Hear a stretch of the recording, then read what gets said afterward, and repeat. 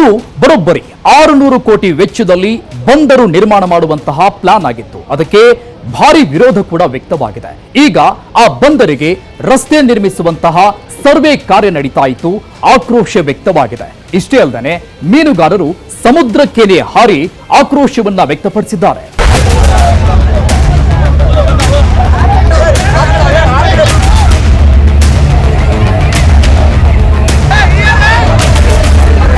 ಒಂದು ಕಡೆ ಜನಸ್ತೋಮ, ಮತ್ತೊಂದು ಕಡೆ ಕಡಲಿಗೆ ಬೀಳ್ತಾಗಿರೋ ಜನರು. ಕಡಲಿಗೆ ಬಿದ್ದವರನ್ನು ರಕ್ಷಿಸೋಕೆ ಮತ್ತಷ್ಟು ಮಂದಿ, ಇನ್ನೊಂದಷ್ಟು ಮಂದಿಯನ್ನು ಪೊಲೀಸರು ಎತ್ತಾಕೊಂಡು ಹೋಗ್ತಾಗಿದ್ದಾರೆ. ಇದೆಲ್ಲ ನೋಡ್ತಾಗಿದ್ರೆ ಯಾವುದೋ ಹೈಡ್ರಾಮಾದಂತೆ ಕಾಣಿಸ್ತಿದೆ. ಮೇಲ್ನೋಟಕ್ಕೆ ಇದೊಂದು ಹೈಡ್ರಾಮಾದಂತೆ ಕಾಣಿಸಿದ್ರು ಇದು ಹೈಡ್ರಾಮಾವಲ್ಲ, ಆಕ್ರೋಶ. ಕಡಲ ಮಕ್ಕಳ ಒಡಲ ಆಕ್ರೋಶವಿದು. ಹೌದು, ಸಮುದ್ರದ ಅಂಚಿನಲ್ಲಿ ಸಮುದ್ರವನ್ನೇ ನಂಬಿಕೊಂಡು ಬದುಕು ಕಟ್ಟಿಕೊಂಡಿದ್ದ ಕಡಲ ಮಕ್ಕಳು ಈಗ ಸಿಡಿದೆದ್ದಿದ್ದಾರೆ. ತಮ್ಮ ಬದುಕಿಗೆ ಕೊಳ್ಳಿಗಿಡಬಹುದಾದ ಯೋಜನೆಯೊಂದನ್ನ ವಿರೋಧಿಸಿ ಅಖಾಡಕ್ಕೆ ಇಳಿದಿದ್ದಾರೆ. ನೂರಾರು ಮಂದಿ ಒಂದು ಕಡೆ ಸೇರಿದ್ದಾರೆ. ಈ ಯೋಜನೆ ಬೇಡವೇ ಬೇಡ ಅಂತ ಒತ್ತಾಯಿಸ್ತಾಗಿದ್ದಾರೆ. ಕೆಲವರಂತೂ ಸಮುದ್ರಕ್ಕೆ ಹಾರಿ ಆಕ್ರೋಶ ಹೊರಹಾಕ್ತಿದ್ದಾರೆ. ಬೇಕಿದ್ರೆ ಪ್ರಾಣ ಬಿಡ್ತೇವೆ, ಆದ್ರೆ ಸಮುದ್ರ ಬಿಡಲ್ಲ ಅಂತ ಘೋಷಣೆ ಕೂಗ್ತಾಗಿದ್ದಾರೆ. ಇದೆಲ್ಲ ನಡೆದಿರೋದು ಉತ್ತರ ಕನ್ನಡ ಜಿಲ್ಲೆಯ ಹೊನ್ನಾವರದ ಟೊಂಕಾದಲ್ಲಿ. 600 ಕೋಟಿ ವೆಚ್ಚದ ವಾಣಿಜ್ಯ ಬಂದರು ನಿರ್ಮಾಣಕ್ಕೆ ಭಾರೀ ವಿರೋಧ. ಬಂದರು ನಿರ್ಮಾಣಕ್ಕೆ ಸ್ಥಳೀಯ ಮೀನುಗಾರರ ಆಕ್ಷೇಪ.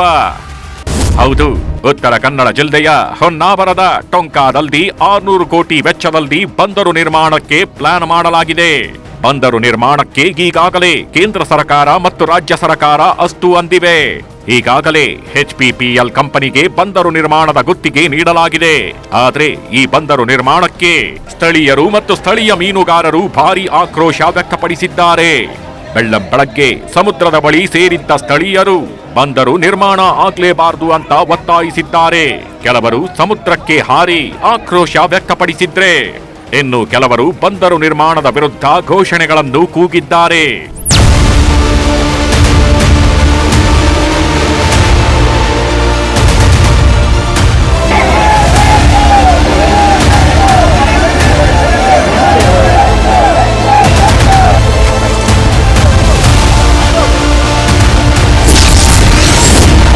ಮೂರು ವರ್ಷದಿಂದ ಬಂದರು ನಿರ್ಮಾಣಕ್ಕೆ ತೀವ್ರ ವಿರೋಧ. ಬಂದರು ನಿರ್ಮಾಣ ಪ್ರಕ್ರಿಯೆ 3 ವರ್ಷಗಳಿಂದ ನಡೆಯುತ್ತಿದೆ. 3 ವರ್ಷಗಳಿಂದಲೂ ಆ ಬಂದರು ನಿರ್ಮಾಣಕ್ಕೆ ವಿರೋಧ ವ್ಯಕ್ತವಾಗುತ್ತಲೇ ಬಂದಿದೆ. ಆದ್ರೆ ಇದು ಮತ್ತಷ್ಟು ತೀವ್ರಗೊಂಡಿದ್ದು ಮಂಗಳವಾರ. ಹೌದು, ಮಂಗಳವಾರ ಬಂದರಿಗೆ ರಸ್ತೆ ನಿರ್ಮಾಣ ಮಾಡಲು ಸರ್ವೆ ಕಾರ್ಯಕ್ಕೆ HPPL ಕಂಪನಿ ಮುಂದಾಗಿತ್ತು. ಮೊದಲೇ ಜನರ ವಿರೋಧ ಬಿದ್ದ ಕಾರಣಕ್ಕೆ ನಿಷೇಧಾಜ್ಞೆಯನ್ನು ಜಾರಿಗೊಳಿಸಲಾಗಿತ್ತು. ಆದ್ರೆ ಯಾವಾಗ ಸೋಮವಾರ ಸರ್ವೆ ಕಾರ್ಯ ಆರಂಭವಾಯಿತು, ಆಗ್ಲೇ ನೋಡಿ ಕಡಲ ಮಕ್ಕಳು ಅಖಾಡಕ್ಕೆ ಇಳಿದಿದ್ದು. ನಿಷೇಧಾಜ್ಞೆಗೂ ಡೋಂಟ್ ಕೇರ್ ಎಂದ ಅವರು ಪ್ರತಿಭಟನೆ ನಡೆಸಿದ್ರು. ಪ್ರತಿಭಟನೆ ನಡೆಸುತ್ತಿದ್ದ ನೂರಾರು ಮಂದಿಯನ್ನು ಪೊಲೀಸರು ವಶಕ್ಕೆ ಪಡೆಕೊಂಡ್ರು. ಮಾಧ್ಯಮದವರ ಮೇಲೆಯೂ ಕೂಡ ಪೊಲೀಸರು ಆರ್ಭಟಿಸಿದ್ರು. ಪರಿಸ್ಥಿತಿ ಉದ್ವಿಗ್ನತೆ ಪಡೆಯುತ್ತಿದ್ದಂತೆ ಕೆಲವರು ಸಮುದ್ರಕ್ಕೆ ಹಾರಿ ಪ್ರತಿಭಟನೆ ನಡೆಸಿದ್ರು. ಈ ಸಂದರ್ಭದಲ್ಲಿ ಕೆಲವರು ತೀವ್ರವಾಗಿ ಅಸ್ವಸ್ಥರಾದ ಘಟನೆ ಕೂಡ ನಡೆಯಿತು.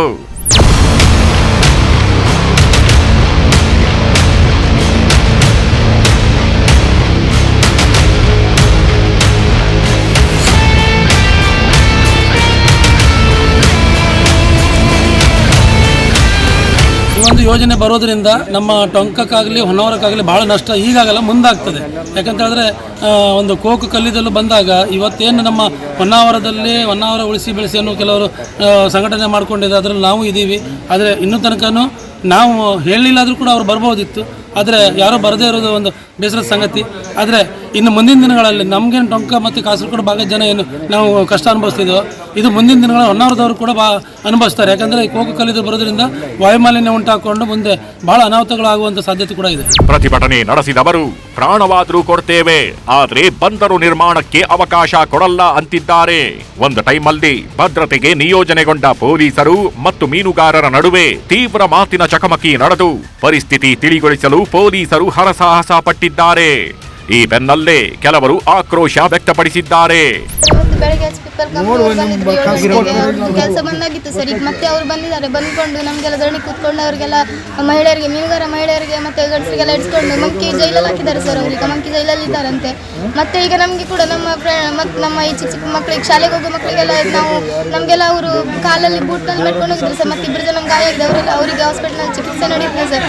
ಇವ್ರದ್ದೆಂತ ಸರ್, ಮತ್ತೆ ಮಕ್ಕಳಿಗೆ ಮುಟ್ಲಿಕ್ಕಿಲ್ಲ ಸರ್. ಅವರು ಮಕ್ಕಳಿಗೆಲ್ಲ ದುಡ್ಕೊಂಡು ನಮಗೆಲ್ಲ ದುಡ್ಕೊಂಡು ಎಲ್ಲ ಹೋಗಿದ್ರು ಸರ್. ನಮ್ಮ ಮೀನುಗಾರಿಕೆ ಕೇಳೋರು ಯಾರು ಇಲ್ಲ ಅಂತ ನಮಗೆ ಈ ಥರ ಮಾಡ್ತಾರೆ. ಅವ್ರಿಗೆ ಎಂತ ಹೇಳುದು ಸರ್. ಮತ್ತೆ ನಮ್ಮ ಅಮ್ಮ ಮತ್ತೆ ಮೀನುಗಾರ ಮಹಿಳೆಯರು ಎಲ್ಲರೂ ಜೈಲಿಗೆ ಹೋಗಿದ್ದಾರೆ.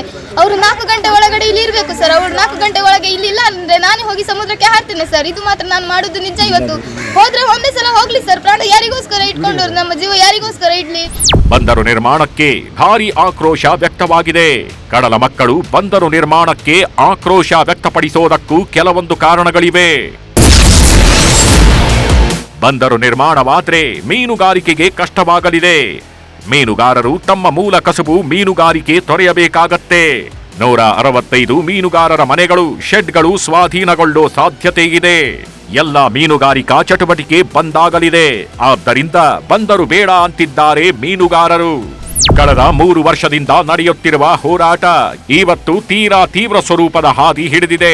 ಕೆಲವರನ್ನ ಪೊಲೀಸರು ವಶಕ್ಕೆ ಪಡೆದ ಮೇಲೆ ಪ್ರತಿಭಟನೆ ನಿಂತಿದೆ. ಆದ್ರೆ ಮುಂದಿನ ದಿನಗಳಲ್ಲಿ ಬಂದರು ವಿರೋಧಿ ಹೋರಾಟ ಇನ್ನಷ್ಟು ತೀವ್ರವಾಗುತ್ತಲೇ ಹೋಗುವ ಲಕ್ಷಣ ಕಂಡುಬರುತ್ತಿದೆ.